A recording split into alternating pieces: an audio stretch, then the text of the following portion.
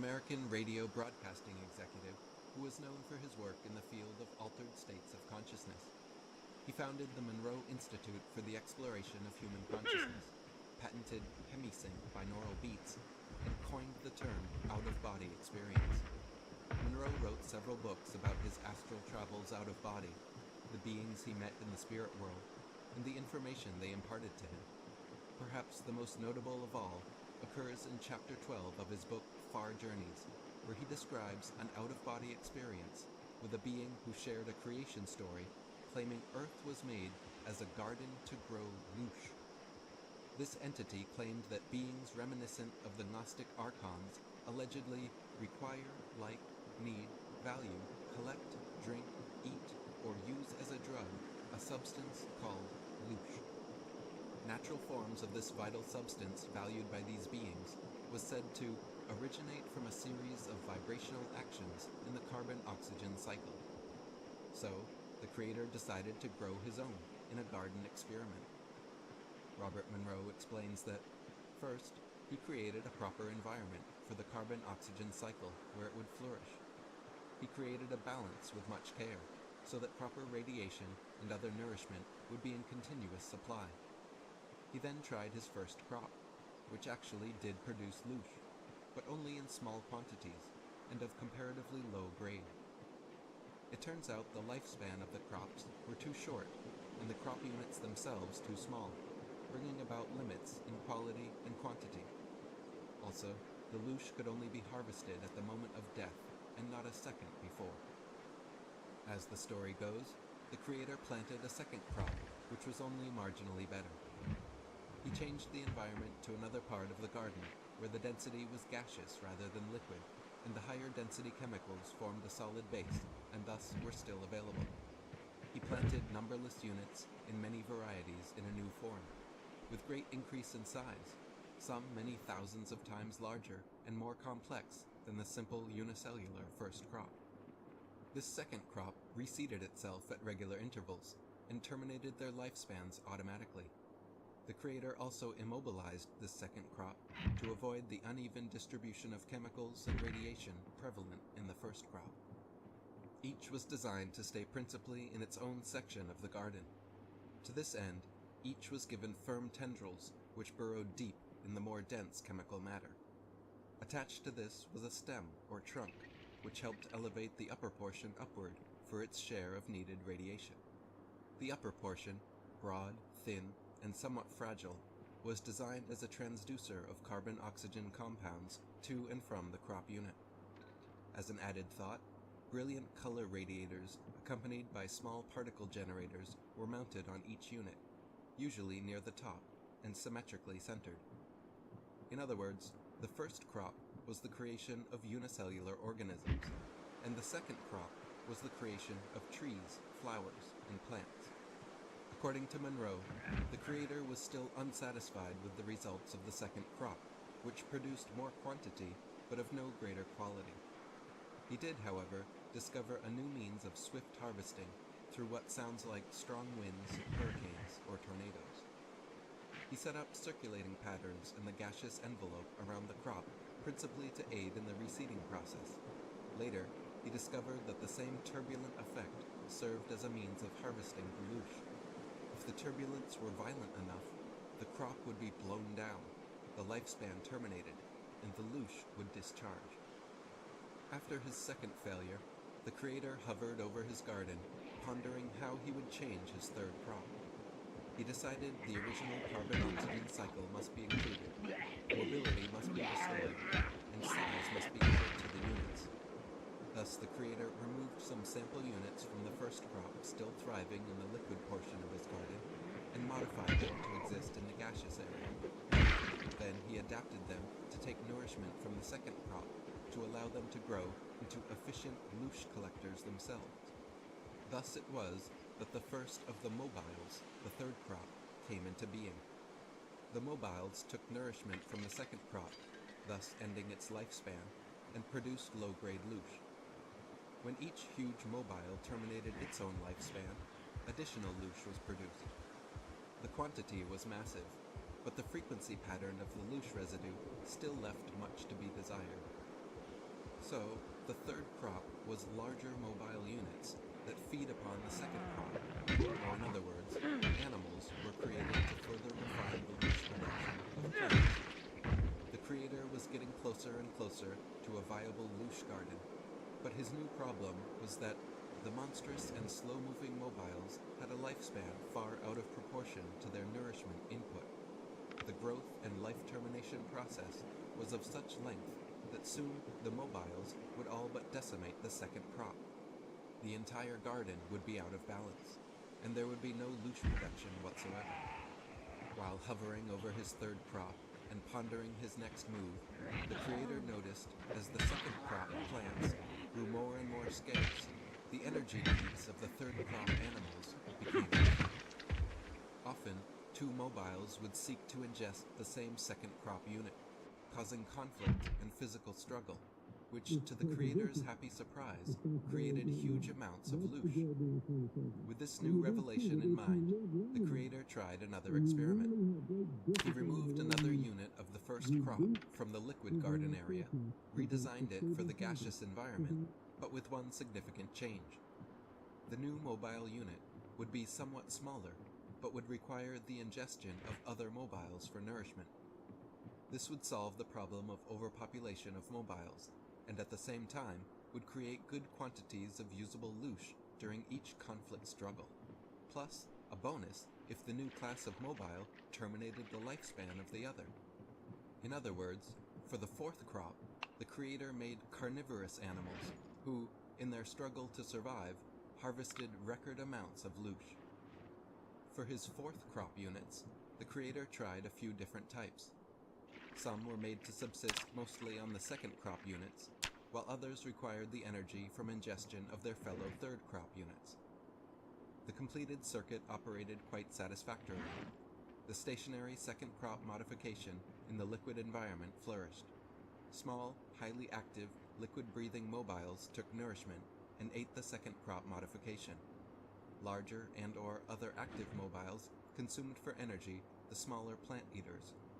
When any mobile grew too large and slow, it became an easy target for the smaller mobiles, who attacked in voracious numbers. The chemical residue from these ingestive actions settled to the bottom of the liquid medium, and so provided new nourishment for the stationaries, completing the circuit. The result was a steady flow of loosh. From the lifespan termination of the stationaries, from the intense conflict among the mobiles to avoid ingestion, and finally from the sudden termination of the lifespans of such mobiles as the inevitable product of such conflicts. The garden was now producing adequate loosh, and self-regenerating as well. Even still, the creator was not finished refining his crops, and had more ingenious ideas in mind. He created thousands of new types in his fourth crop mobiles, with the goal of more struggle, suffering, and conflict. These took the form of mass, elusive speed, deceptive and/or protective coating, and color radiation, wave action, and particle perceptors and detectors, and unique higher density perturbances for gouging, grasping, and rending during conflict. In other words, he created faster, larger, stronger animals with claws, fangs, and antlers to hunt and kill one another. These new additions prolonged the periods of conflict and resulted in increased loosh production. Next, as a side experiment, the creator designed one form of mobile that was weak and ineffective by the standards of the other mobiles in the fourth crop. Yet, this experimental mobile had two distinct advantages. The first advantage was its ability to ingest and take energy from both the stationaries and other mobiles. Second, the creator pulled forth a piece of himself with no other source of such substance being known or available to act as an intensive, ultimate trigger to mobility. By infusing this piece of himself into the fourth crop units, the creator added a new motivating force beyond the satisfaction of energy requirements through ingestion. These units would now always seek to satisfy this tiny mote of the creator engendered as it sought reunion with the infinite whole. This piece of himself sounds like consciousness or higher mind, and the special fourth crop units given this gift are humans. After endowing us with humanity, the creator began designing violent harvesting methods to generate extra amounts of loosh. To reap such harvest, the collectors generated storms of turbulence and turmoil in both the gaseous envelope and the more solid chemical formations that were the base of the garden itself. Such upheavals had the effect of terminating lifespans of multitudes of the fourth crop as they were crushed under the rolling base formation or smothered under waves in the agitated liquid area of the garden. In other words, natural disasters like earthquakes, volcanoes, floods, and tsunamis were purposely introduced to periodically aid in loosh harvesting. Increasingly satisfied with his garden, the creator hovered above, watching his creations, and noticed certain fourth crop units emanating a type of the highest quality purified and distilled loosh. Intensely curious, he investigated the source and found this most desirable loosh was coming from one particular unit. The fourth crop unit was not struggling in conflict over an ingestible remnant of a weaker fourth crop unit, or a tasty frond from a nearby second crop stem, or to avoid termination of life and ingestion by the other conflicting fourth crop unit.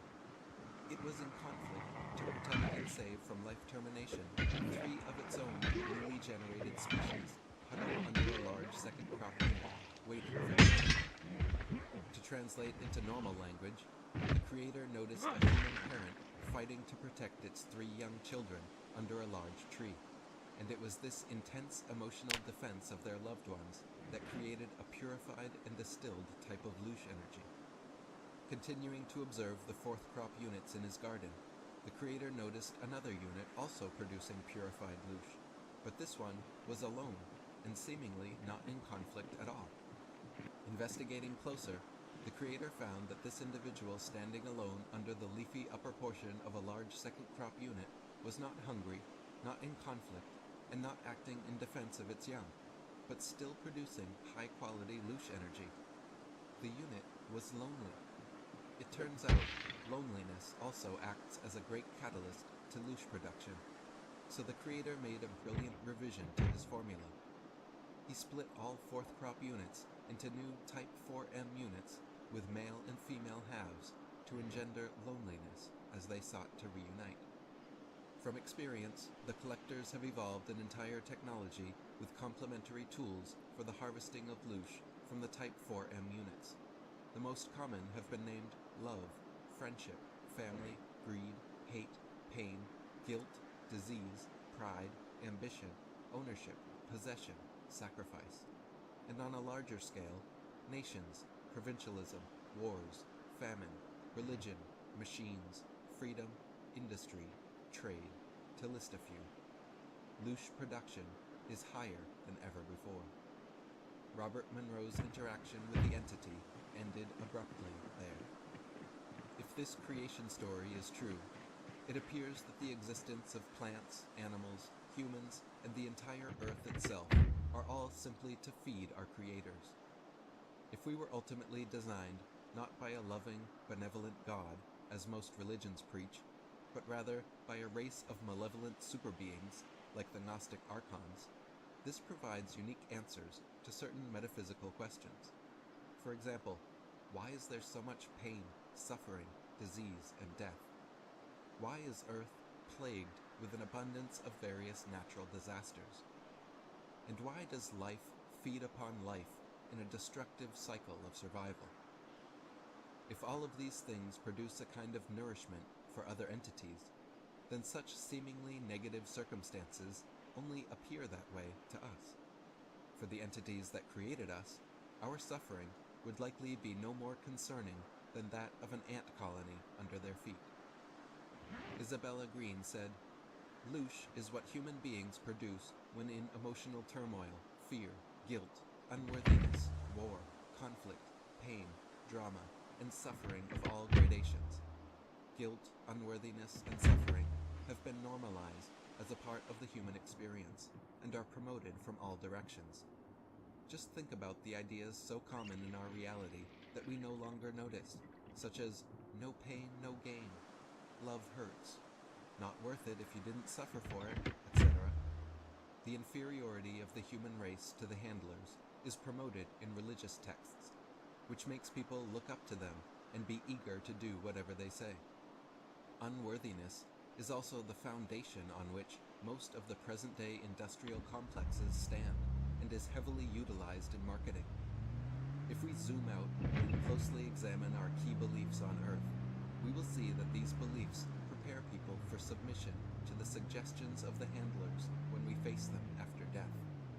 The handlers shepherd the souls in and out of their physical bodies and use the tactics of convincing them to continue physical experiences on Earth while utilizing love, guilt, unworthiness, and suffering.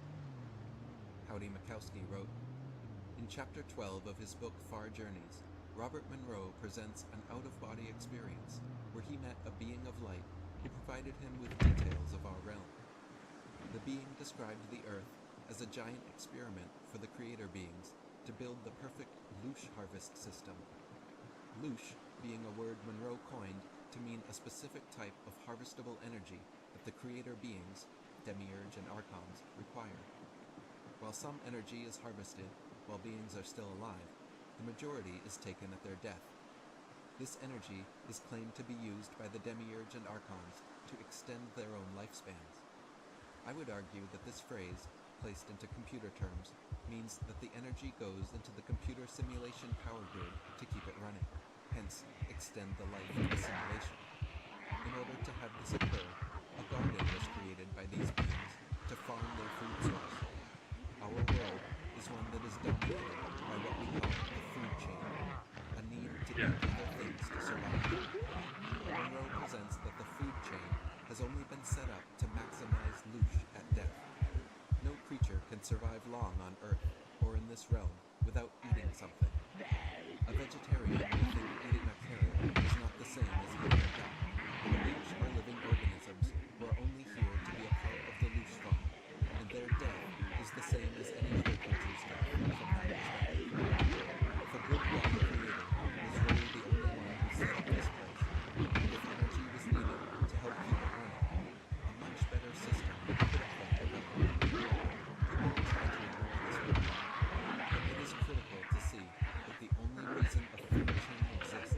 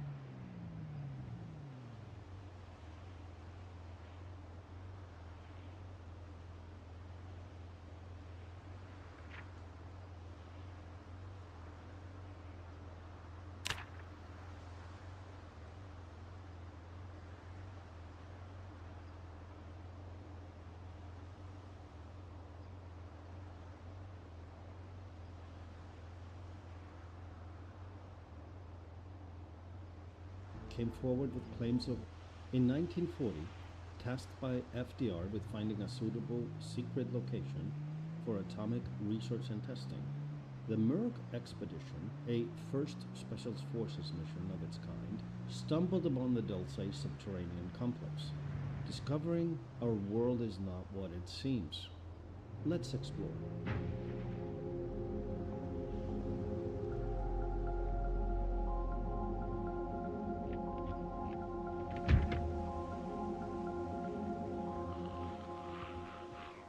Hi everyone and welcome to Project Blue Book, where we explore all things unidentified. I am Thor and thanks for tuning in. Let's first establish how we know what we know. In 1979, an event took place at Dulce that called attention to it by outsiders and likely led to the whistleblower. It was a battle over who was in charge, and the humanoid aliens felt a need to teach the humans a lesson. A security agent at Dulce, Thomas Costello, came forward with claims of alien presence in a 7-level underground complex underneath the Archuleta Mesa, northern New Mexico. New Mexico State Trooper Gabriel Valdez began researching frequent cattle mutilations in the Dulce area dating to the mid-1970s, a time that corresponds perfectly with the Dulce killings of 1979, a topic for another episode. In 1995, Paul Schneider stated during his geological and explosive works tenure at Dulce, while employed by Morrison Knudsen, he encountered alien grays on a regular basis. He was suicided a year after he began talking. And in 2010, on January 8th, Colonel X was interviewed by Anthony E. Sanchez to become the source for his book, UFO Highway. And John Lear of the Learjet fiction has stated 4 separate and independent interviews with former Dulce staff members corroborate Colonel X's story. Colonel X, in turn, has corroborated many of Phil Snyder's claims made prior to himself coming forward. Then there are the Jicarilla Apaches, whose living legend speaks of ancestors fighting monsters within the earth underneath the Archuleta Mesa, right by Dulce. They also remember between 1947 and 1949 that scores of construction workers kept showing up in trucks marked the Smith Corporation of Paragosa Springs, Colorado, a company that does not exist and never did, carrying scores of building materials, concrete, timber, road building material, and construction equipment, as if building a whole town out there. Oddly, nothing was ever seen being built, and in 1949, the road they built to carry the material onto the Archuleta Mesa was dismantled, and they left as if nothing ever happened. The Merck expedition of 1940 was responding to FDR's concerns. In 1937, physicists Albert Einstein and Leo Szilard wrote a letter to President Roosevelt warning him of nuclear advances made by the Germans, that the US needed to counter this knowledge to prevent the Nazis from taking over the world. FDR commissioned Dr. Lyman Briggs to head up the Uranium Committee and tasked the military to find a suitable secret location for nuclear research, development, and testing. A team was put together at Muroc Army Airfield in California, consisting of military geological surveyors, U.S. Army Corps of Engineers, trackers, cave experts, sharpshooters, and regular soldiers, all handpicked for the mission. It turned out to be the perfect combination of talent for the discovery they were about to make. They set out to search the desolate, high Archuleta Mesa plateau, sitting 8,000 to 9,000 feet above sea level in the northern region of New Mexico, and came upon cave entrances that looked modified and not fully natural, well hidden into the landscape. When they went inside, they first realized the floor was too flat to be natural, but they kept going and soon came upon equipment, technological machinery, radars, screens, electric cables, giant flat TV sets, computer workstations with keyboards and monitors that did not exist in 1940. So to them, it looked like a collection of typewriters and televisions, workstations that oddly looked too small to fit an adult human. They saw severed cables still emitting light. The account of these experiences and their detailed description was documented because the Muroc expedition team members were all tasked with reporting their day-to-day experiences. Colonel X was made privy to these files in 1979. Their first reaction was a complete confusion and disorientation. All this high-tech futuristic equipment, they couldn't make sense of it and realized it superseded anything they knew to exist in 1940. Yet it was covered in cobwebs and dust, as if it had been sitting there for centuries, unused. Nothing seemed to fit. After a day of observation, the Muroc team set up camp outside the cavern entrance and had a good night's uneventful sleep. The second day was set with intentions to go deeper, pursuing tunnels that seemed to lead to a second floor. Who knows how many floors there were? In the end, at least 7 floors were discovered, but for the Muroc expedition, 3 floors would be explored before their ultimate retreat. As they went deeper into the first 4 caverns, the walls became smooth as glass, like windows, showing liquid material inside a razor-thin compartment. If you touched it, your fingerprints remained for a while before fading away. You could write on these walls, temporarily. They had never seen anything like it before. And then they came upon the strangest, unexpected collection of artifacts. Bows, arrows, knives, and late 19th century Winchester rifles and Colt revolvers. They looked to be from the late 1800s and were in decent condition. And then they saw the bodies. Native American mummified remains, some with gaping wounds after battle. The Muroc commander included his thoughts in his reports. What were Apaches doing in these caves? And who were they fighting? Everything felt out of place. As they went deeper, the tunnels looked more constructed. Here, everything looked designed, including subluminescent lighting that bounced off the walls and ceilings, faint purple lavender in color. Now the walls were covered with black polished surfaces like metallic granite. Side rooms appeared, filled with technology equipment. What was the power source? The commander wrote. There were more bodies, not just Apaches, but others. They looked like children, skinny, with big heads, pointy chins, and huge eye sockets. Without a reference, the Muroc team tried to understand what tribe this was. They would come to realize they weren't looking at a tribe. They were looking at a whole different species. The signs of fighting were everywhere, with numerous casualties on both sides. On the second floor, they also found the metallic-looking tablets covered in writings, later discovered to be related to Akkadian Sumerian cuneiform writing, only more complicated. The commander of the Muroc expedition at this point had called in archaeologists to help sort this out. This wasn't just a science discovery, this was an archaeological find. They started removing the technology artifacts, carefully cataloging everything they found and removed. They hauled it to the surface and trucked it down to Alamogordo, where planes had flown in using a dirt strip to retrieve the artifacts. Everything was shipped back to Muroc.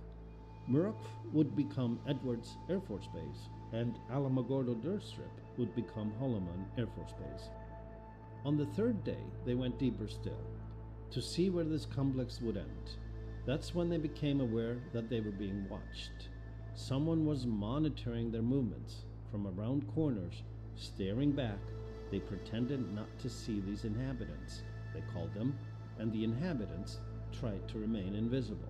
That's when they began hearing the noises.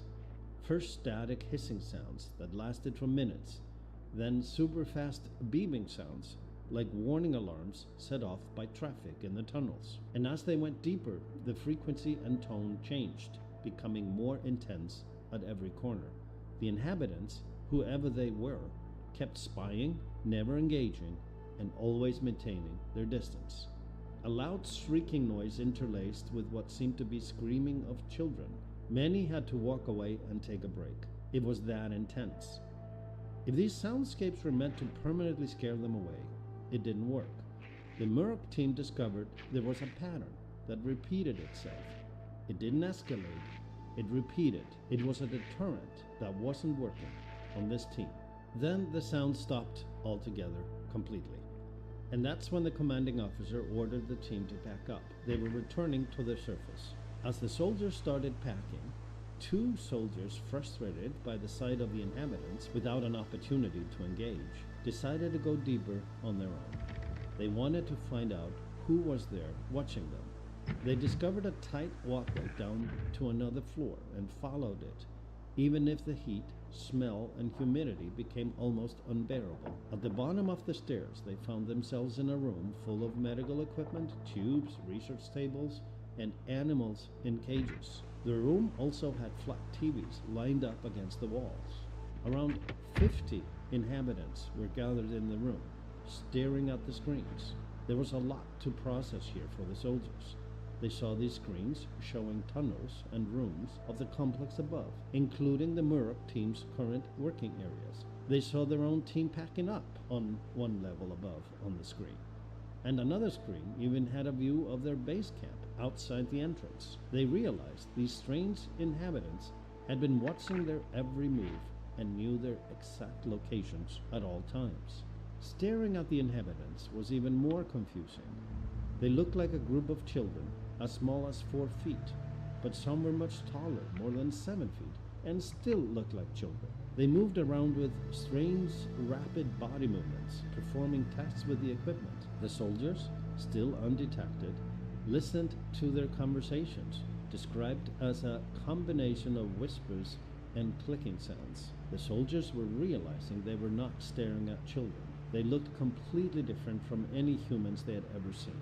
This was something different. The fear of the unknown was settling in. The only thought now was to get out of there unseen. So they turned around. Having held tight to his pistol, one of the soldiers, as he moved up the tunnel, dropped his gun. The sound reverberated through the room. Their cover was blown. The inhabitants looked towards him and reacted quickly. They were coming for him. Soldiers ran for their lives. The inhabitants got a hold of one of them and dragged him back into the room down the stairs. Hearing the screaming of his fellow soldier disappearing behind him, the other knew he was running for his life. As he came up to the next floor, he bolted as fast as he could, with a number of inhabitants chasing him. He started shouting for help and shooting back behind him. The Murok team, still packing up, heard shots fired, and then saw the soldiers charging towards them, screaming incoherently, and they saw he was being followed by inhabitants. Training kicked in. The commander ordered everyone to take cover behind artifacts and equipment and wait for his order. When the inhabitants were less than 30 yards away, he ordered them to shoot. A battle ensued. Some of the inhabitants had no weapons and started running back into the tunnels. Others continued to fight. In hindsight, according to the commanding officer's report, he felt the enemy was taken by surprise by their ferocious fighting ability and weapons. Perhaps they thought they were meeting an enemy with similar weapons as the Apaches. But this was 1940. They had World War II weapons, not pioneer-era Winchester rifles. There's a description of at least one hand-to-hand combat between an inhabitant and a soldier. As he tried to knife it, the enemy tore at him with bare limbs, ripping his hand off, stabbing him with his pointy fingers, toying with him, and seemingly in no hurry to kill him. It was a cruel and disturbing encounter. The battle lasted for 3 hours. Then the inhabitants retrieved back into the cairns, and the Murok team gathered their dead and wounded and brought them to the surface. They also took 3 bodies of the inhabitants with them in body bags. They would seal the entrance and return with their findings to home base and report. It marked the beginning of a new chapter, where Dulce would ultimately become part of a scientific research and development station overseen by Los Alamos National Laboratories under the name of Rio Arriba Scientific and Technological Underground Auxiliary, a topic for another episode. You can watch and listen to this and other podcasts on Project Blue Book, where we explore all things unidentified. Each day, let's practice compassion and kindness. And please subscribe. I am Thor, and thanks for listening. See you next time.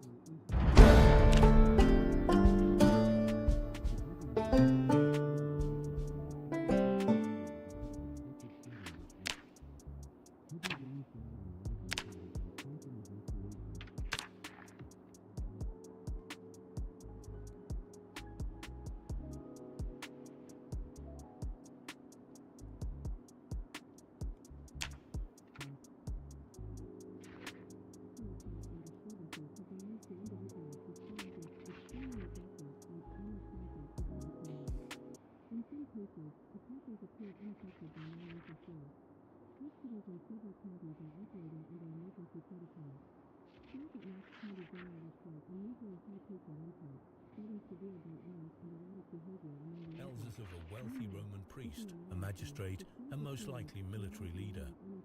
Outside the city walls in the years of 18 to 12 BC, between two ancient roads, one leading to the Ostia harbour and the other to the Tiber River, Cestius had his pyramid built.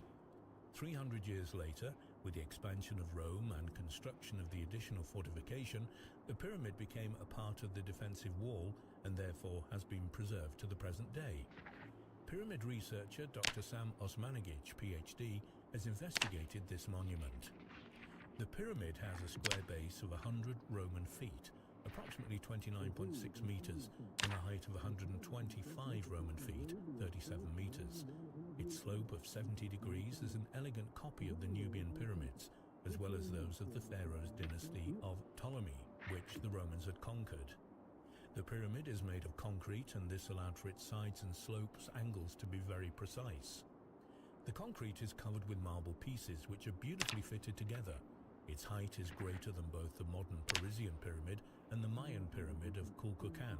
Some 20,000 tons of material. Inside there's a rectangular chamber of 5.95 by 4.1 by 4.8 meters. This room was completely closed off with no access. When in 1660 they tunneled into it, it was found to be richly decorated with frescoes, but almost nothing of this remains today. No furniture, statues, bones, tools, or organic material were ever found there. Bronze statues and marble columns were found around the pyramid in the 17th century.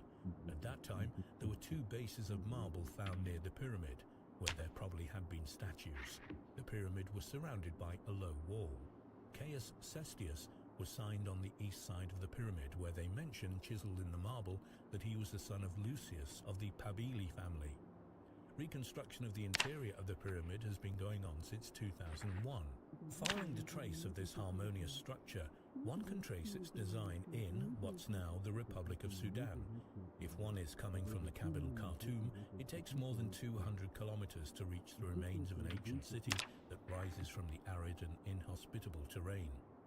Another option is to cross the border between Egypt and Sudan in the valley of the River Nile known as Nubia. Nestled between the sand dunes, the secluded pyramids seem to have been forgotten by the outside world. There are no facilities to serve and support tourism. The ancient civilization of Nubia was a rich south Egypt up the River Nile. The two had a long and varied relationship, from trade and conquering and subjugation.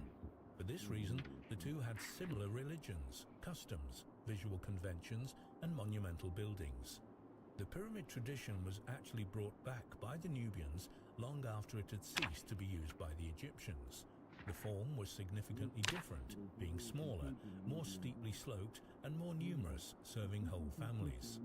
They also had eastern-facing temples for offerings, facing, and presumably used at sunrise. The pyramids are found on the east bank of the River Nile near a group of villages called Bagra Iwa. They got their name from the ancient city of Mirau, the capital of the Kingdom of Kush. The competition between two civilizations led up to even the occupation of Egypt during Napata rule King Pinkhai. This was the time of the Nubian pharaohs from the 20th dynasty. And although they were soon overpowered by the Assyrian conquests, cultural and architectural styles of the neighbors had left a deep imprint. The most prominent example of the impact of Egypt is the construction of 224, or 350 depending on their definition, pyramids during the period of a few hundred years. The Golden Age of Nubia started as early as the 3rd dynasty pharaoh in Egypt, when the first kingdom of Kushite in Nubia was established. Kerma, 2600 to 1520 BC. The primacy was later assumed by Napata Center, 1000 to 300 BC, and then the last, Mirau, 300 BC to 300 AD. The pyramids were built between the middle of the 8th century BC until the 4th century, a period close to 1100 years. There are 3 main grounds of Nubia with the pyramids: Al-Keru, which was used for almost 100 years, Nuri for the period of almost 400 years, and Mirau for a period of more than 600 years. Gebel Barkal is often attributed with pyramids. This is the site also called Nuri. The majority of the pyramids are today reduced to only rubble.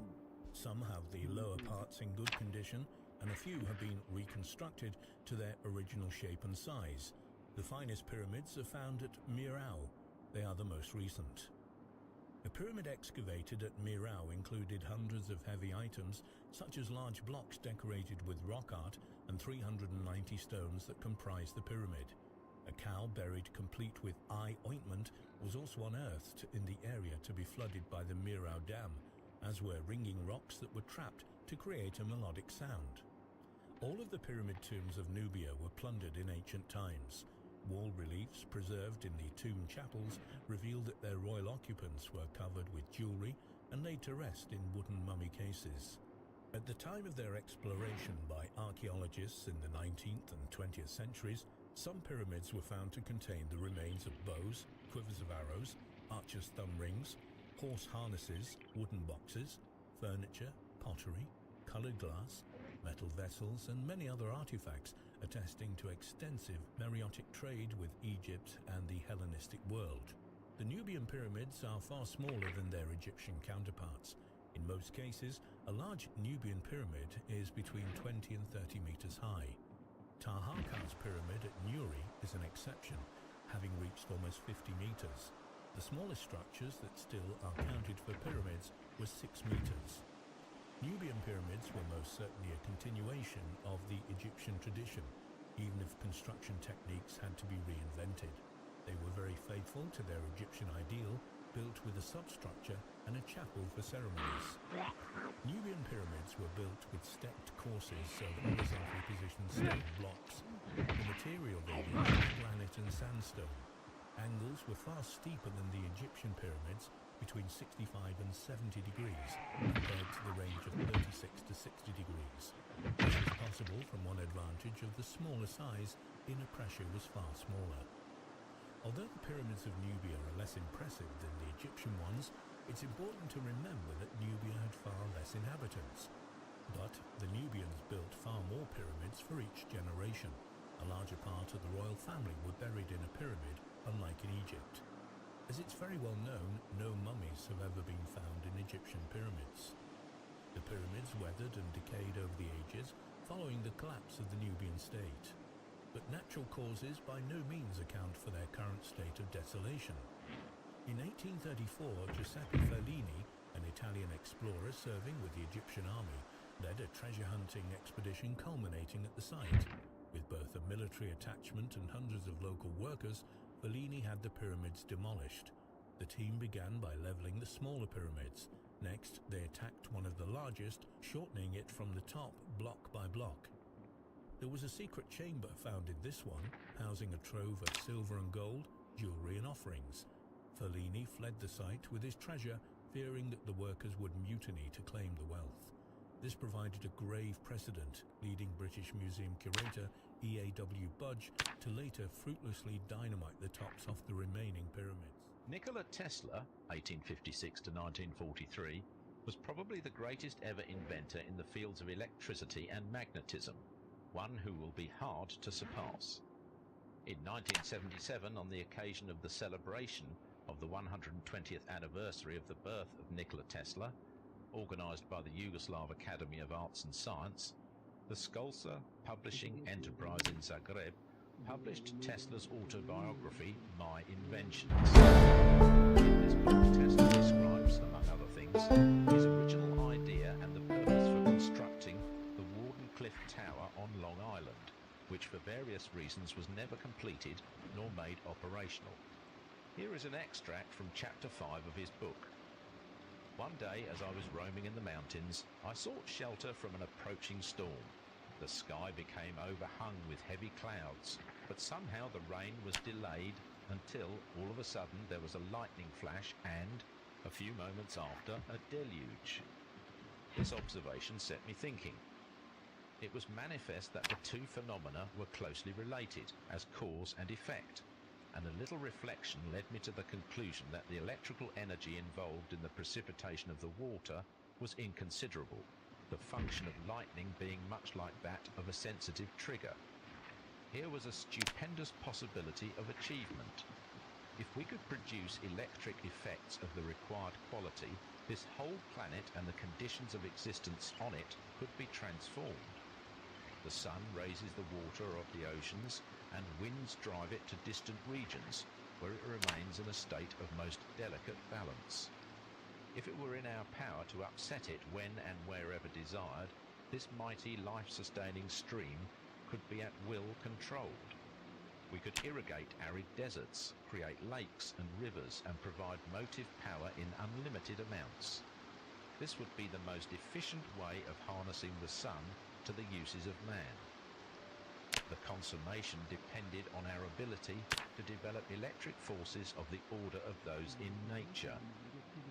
It seemed a hopeless undertaking, but I made up my mind to try it, and immediately on my return to the United States in the summer of 1892, work was begun, which was to me all the more attractive because a means of the same kind was necessary for the successful transmission of energy without wires. Dr. Nikola Tesla saw clearly that water is life, the essential element in the origin and the development of life on planet Earth. In arid regions there are hardly any life forms. Only water can make the desert green. Tesla wanted to make a device that would create lightning and thus cause rain, which would create a favourable climate in the desert. Lightning is a phenomenon of electric discharge, and its audible manifestation is thunder. Even today, scientists are busy trying to understand and explain certain phenomena in relation to lightning strikes. Condensation processes in the atmosphere cause accumulation of electricity in clouds. The polarization of charges within storm clouds leads to an increase in electric potential between certain parts, which results in electric discharge. Electric discharges can appear within a cloud, between two clouds, or between a cloud and the ground. The latter is of interest to us, a gigantic short circuit between the sky and the ground. In 1750, Benjamin Franklin discovered that electricity is not evenly distributed over all the elements of a conductor's surface, except in the case of a sphere. Its distribution depends on the extent of curvature of the observed surface elements. Generally speaking, higher charge density is located on their edges, on protuberant and pointed parts rather than on round and flat ones. Statistically, lightning